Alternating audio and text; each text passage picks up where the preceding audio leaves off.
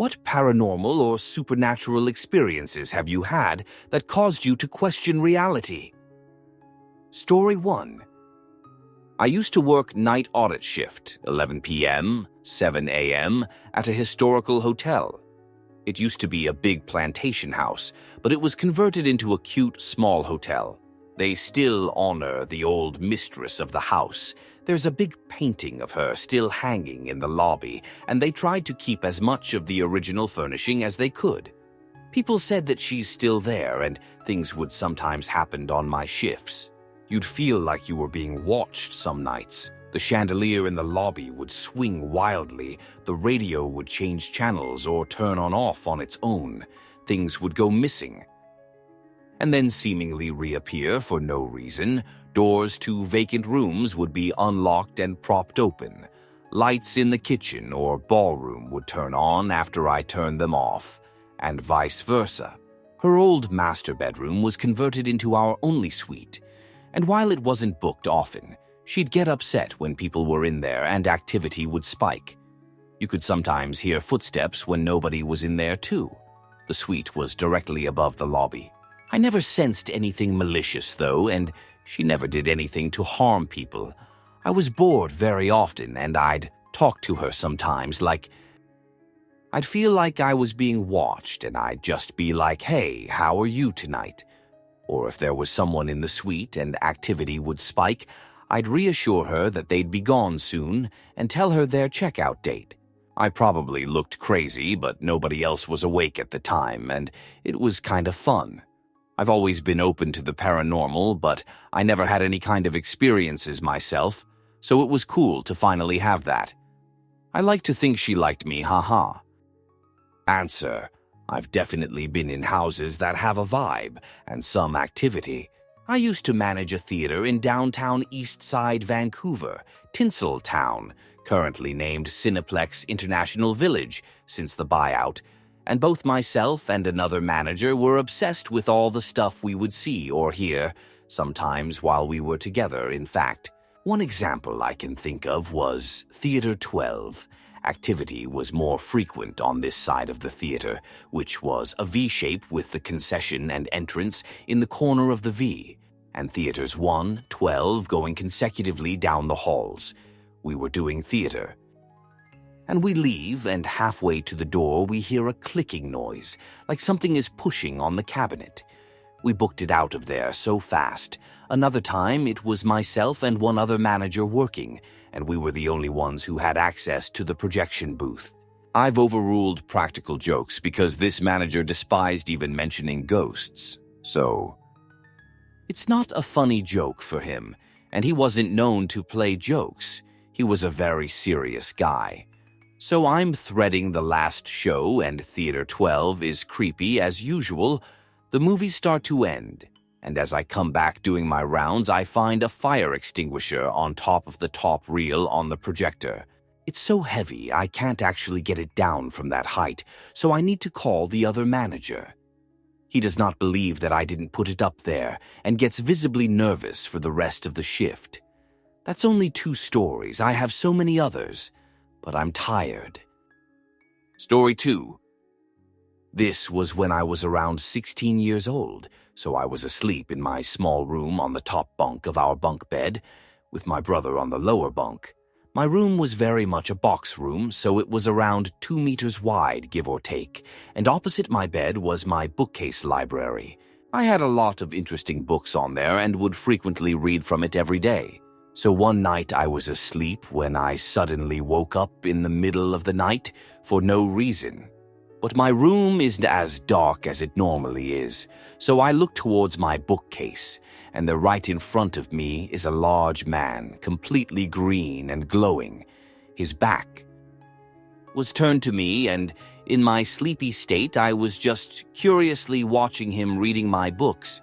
He then noticed and turns around to face me. He then gives me the warmest, friendliest smile ever. I looked at him for a few seconds, then smiled back and placed my head on the pillow and went back to sleep. I remember feeling a bit scared, but the way he smiled at me made me realize he was just interested in reading books. As for his features, he was tall, bright green, white male, Answer: I know I'm a few days late to your post.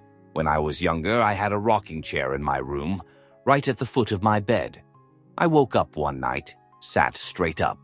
Then I see a large black woman in pioneer-looking clothes, an apron that looked like mismatched pieces of cloth kinda stitched together. Her hair was covered in a sort of bandana. She was rocking, knitting, stitching something. And clear as day, with a southern accent, said, "Go to sleep now, baby. Nothing to worry about. I'm right here."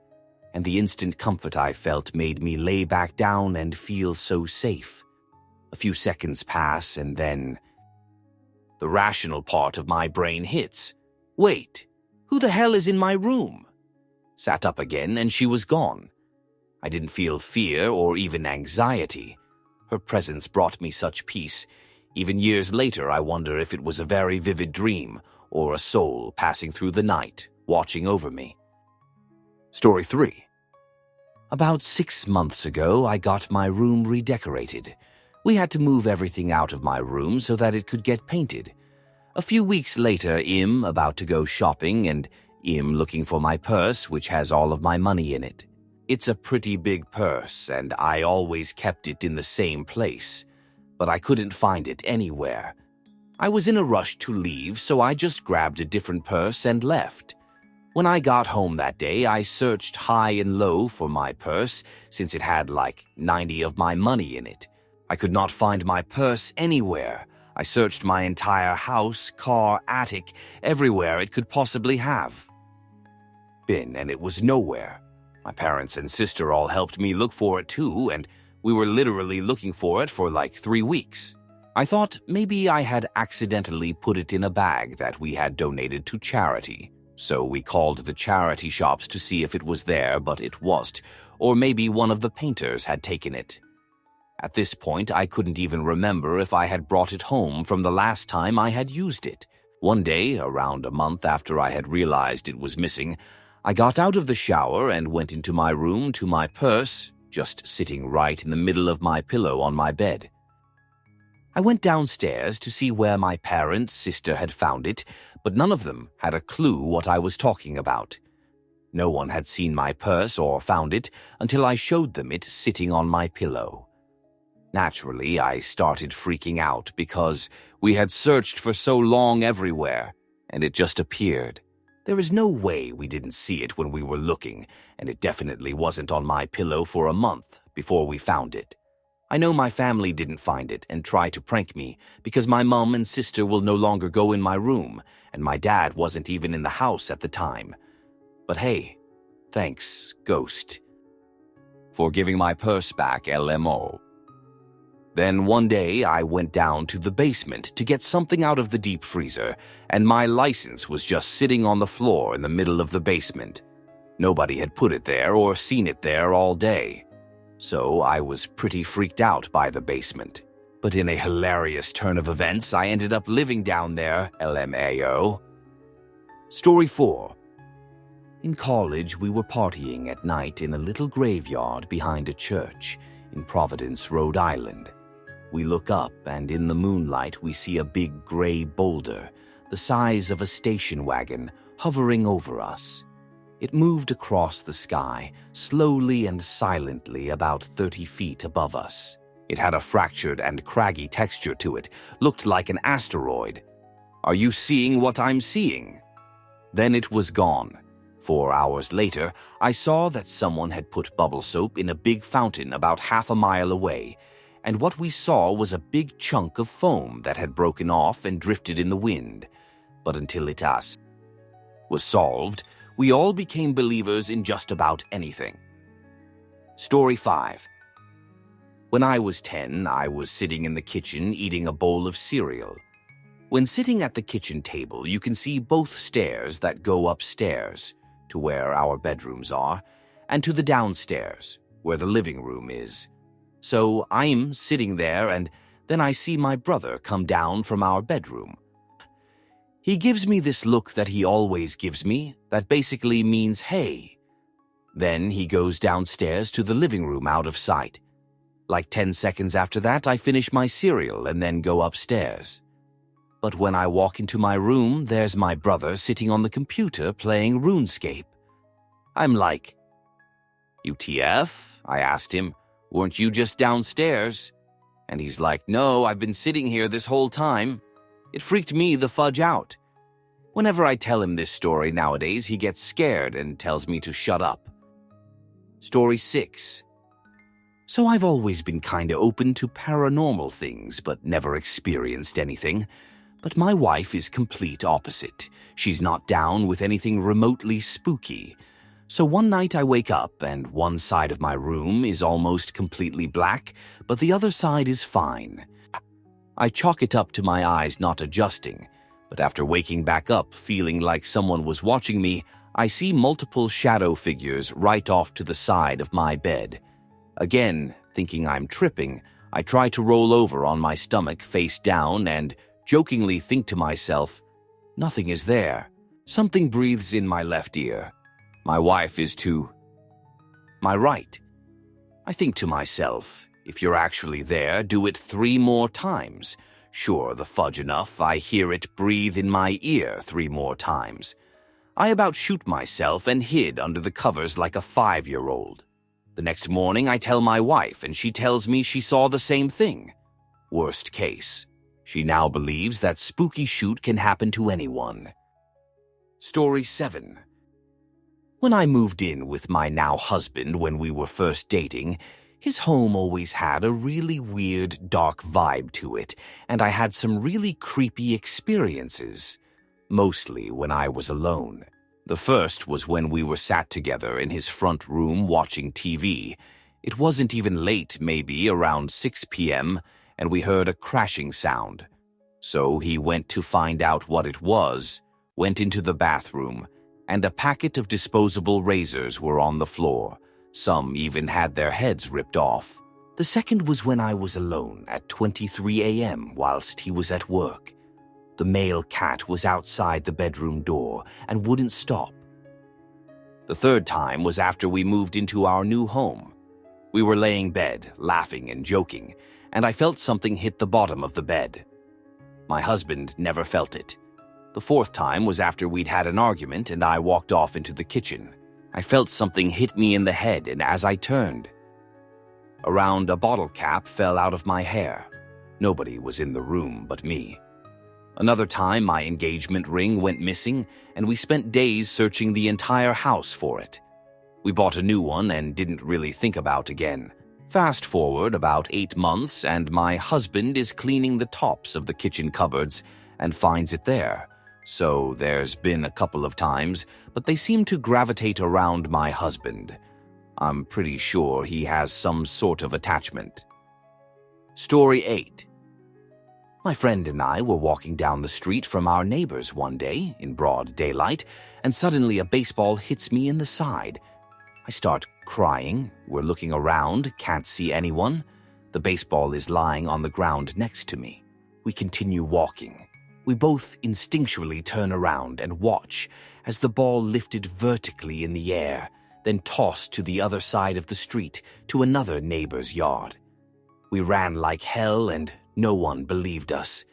But who would we were 10 and 11, but to this day it's mind-boggling. A lot of other paranormal stuff has happened in that neighborhood, but it's too much to go into. Story 9. We rushed to the hospital, but he said he knew she was already gone, that she had let him know it was all right. He's not religious or superstitious at all, and had no belief in the afterlife, paranormal, or other dimensions up until that point. Has much more spiritual and open-minded now. Answer: I have something pretty similar to this. I had a dream I was in an old 80s style diner. It had 2 halves separated by a wall. I was sitting with my family. I got up, leaving them, and went through to the other side of wall. I saw my grandma sitting by herself at a table. She said something like, "Dover, what are you doing here?" We talked about things I can't remember, as the memory suddenly cuts. I go back to sit down with my family, and I wake up. I found out about 6 months later that she died around that same time. Fudge me up to think about it. The imagery was kind of obvious. Story 10. My dad came home from work one night scared shitless because he saw this massive wolf-like beast with red eyes walking around on its hind legs in our backyard. Edit. We don't have bears in my part of the state, BTW. Story 11. I wish I was making this up because it still gives me goosebumps to this day. It changed the way I think about life. I live in Washington State, and my father and his wife, for this story I will call her Kate, live in the California Bay Area. I woke up one morning with a terribly vivid dream replaying in my mind. All I could remember was giving someone CPR on the ground and thinking how many chest compressions to breaths do I give? Is it 15-2, 10-3? I can't remember. I had no idea who this person was in the dream. I just had this short, vivid dream that I could not stop thinking about when I woke. He explained to me that he got out of bed at around 3 a.m. to go to the bathroom. When he got back to bed, he rolled in and brushed his wife as he rolled in. He said she felt cold. He thought maybe he left a window open, so he looked around, but all the windows in the bedroom were closed. He said he called Kate's name and shook her a little bit to wake her. She was completely unresponsive. He called her name louder and was shaking her hard. He flipped on the lights and saw that she was very pale in color. My father said he tried to feel her pulse in her neck, and there was none. He immediately pulled her off of the bed and onto the tiled ground.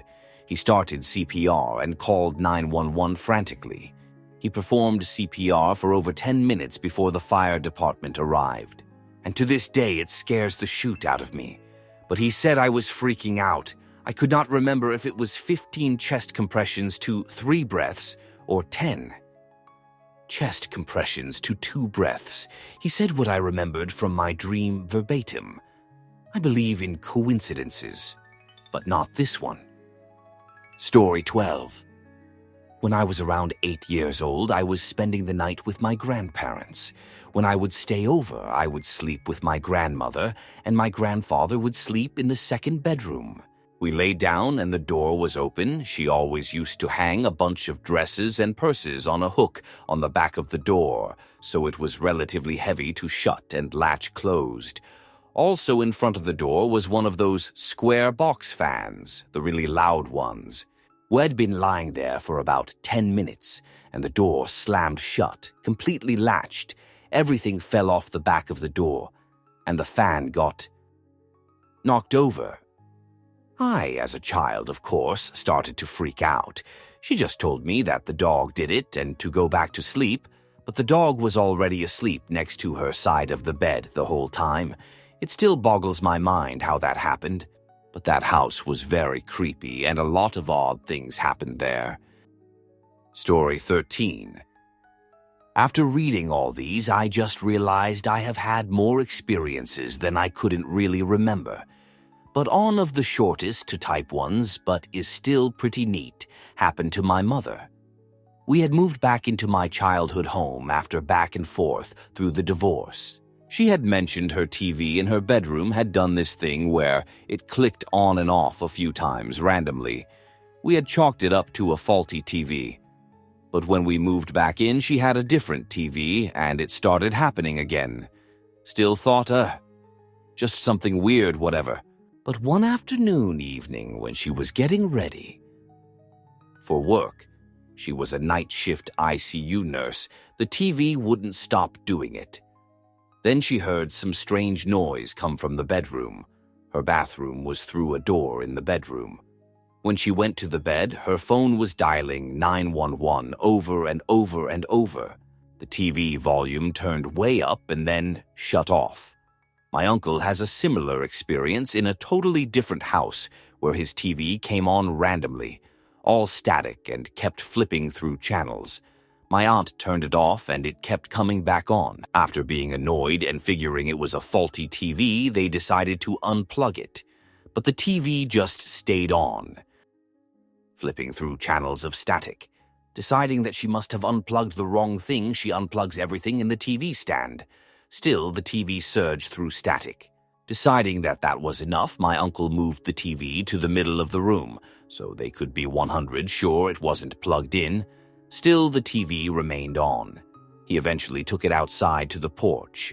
They lived in a cabin in a fairly secluded area, and at the end of the field was a lone security light that illuminated the field up to the cabin. He says that in the nights, fog at the end of the field stood a small black shadow that went away as soon as the TV died. Well, I was going to make this post short, but now I'm all excited to tell you all more. LOL. Back to my childhood home. We built the house so I know no one died there to make it haunted, but we all swear it was. My mother thought we were just crazy kids till she had some things happen, like the TV and phone incident. One time she went to the basement to put wood on our wood stove, and the only person that was home was my sister, who was with my mother the whole time. They were coming back up the basement stairs and the door to the stairway was blocked.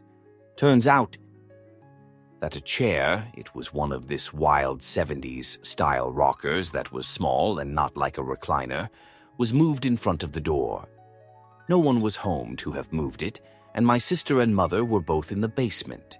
My sister obtained a jewelry box from my late great-aunt. It was a little wooden box that would play music when you wound it up and pulled out the bottom drawer.